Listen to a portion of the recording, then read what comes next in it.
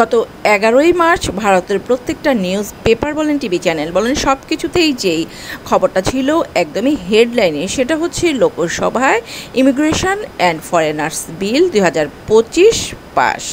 ঠিক আছে, তো এই বিলটি আসলে মূলত কি এবং এই বিল দ্বারা কারা কারা সুবিধা পাবেন এবং কারা কারা অসুবিধায় পড়বেন সেটাই কিন্তু আজ জানাবো। মূলত ভারত কিন্তু বলছে, যেহেতু ভারত অর্থনৈতিকভাবে ক্রমেই এগিয়ে যাচ্ছে, সরকার চায় যাতে আরও বেশি সংখ্যক পর্যটক ভারত যাক। তারা বিষয়টি নিশ্চিত করতে পর্যটকদের সুযোগ সুবিধা সব ধরনের যা যা দেওয়ার সব কিছুই দিবেন, তবে ডেফিনেটলি দেশের নিরাপত্তাকে অগ্রাধিকার দিবেন তারা। বাংলাদেশ থেকে যেসব নাগরিক ভারত যাবেন, সেটা যে ভিসাতেই হোক, ট্যুরিস্ট ভিসা বলেন, স্টুডেন্ট ভিসা বলেন, বিজনেস ভিসা বলেন, হোয়াট এভার, যে কোনো ভিসাই হোক, যদি আপনারা ভিসা নিয়ে ভারত যান, সেই ক্ষেত্রে অবশ্যই কিন্তু আপনাদের ভারত যাওয়ার 24 ঘন্টার মধ্যেই আপনাদের রেজিস্ট্রেশন করতে হবে। যদিও স্টুডেন্ট যারা, তাদের জন্য এই বিষয়টা কিছুটা শিথিল করা হয়েছে। স্টুডেন্টরা সময় পাবেন 7 দিন। ঠিক আছে, বাংলাদেশ থেকে ভারত যেসব স্টুডেন্ট যাবেন তারা মাত্র 7 দিন সময় পাবেন। 7 দিনের মধ্যে যে কোনো একদিন গিয়ে আপনার রেজিস্ট্রেশন করে আসতে হবে অবশ্যই। এই নিয়মটা যদিও বাংলাদেশের চেয়ে পাকিস্তানের জন্য আরও বেশি কড়াকড়ি করা হয়েছে, কেননা পাকিস্তানের যে কোনো নাগরিক যে কোনো ভিসায় যাবেন ভারত, তারা অবশ্যই 24 ঘন্টার মধ্যেই রেজিস্ট্রেশন করতে হবে।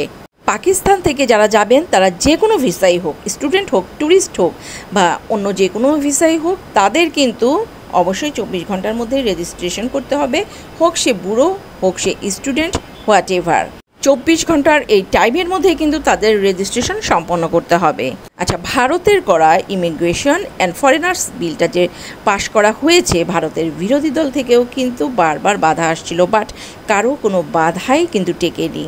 বিল ঠিকই পাশ হয়ে গেছে। আমরা কিন্তু জানি, যখন কোনো আইন নতুন করে প্রস্তাব করা হয়, সে আইনে কোনো না কোনো ফাঁক অথবা একটা উপায় অবশ্যই থাকে, বাট ভারতের করা এই নতুন ইমিগ্রেশন অ্যান্ড ফরেনার্স আইনে কিন্তু কোনো ফাঁক বা ছাড় নেই।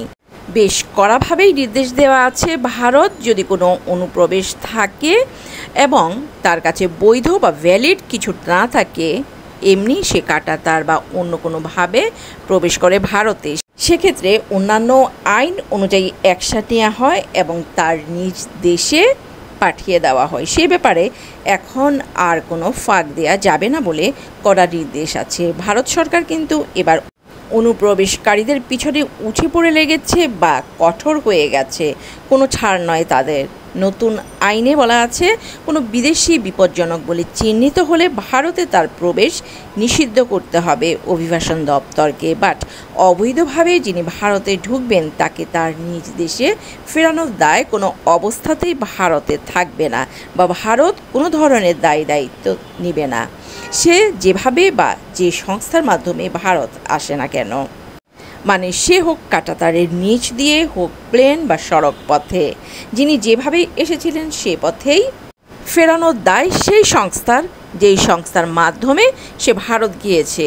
নতুন এ বিলে বিশ্ববিদ্যালয় সহ সমস্ত শিক্ষা প্রতিষ্ঠান, হাসপাতাল ও বাড়ির মালিকদের তাদের সংস্পর্শে আসা যত গেস্ট বলেন বা বিদেশি বলেন, সবিস্তার তথ্য প্রশাসনকে নিয়মিত দিতে হবে যতদিন তারা ভারত অবস্থান করবে। বৈধ পাসপোর্ট ও ভিসা ছাড়া ভারতে ধরা পড়লে 5 লক্ষ টাকার বেশি জরিমানা ও 5 বছর জেলের সাজা হতে পারে। মূলত কয়েকটা আইন মিলিয়েই কিন্তু ইমিগ্রেশন অ্যান্ড ফরেনার্স আইন 2025 চালু করা হয়েছে, আর এই আইন কিন্তু কঠোর থেকে কঠোরতর হয়েছে।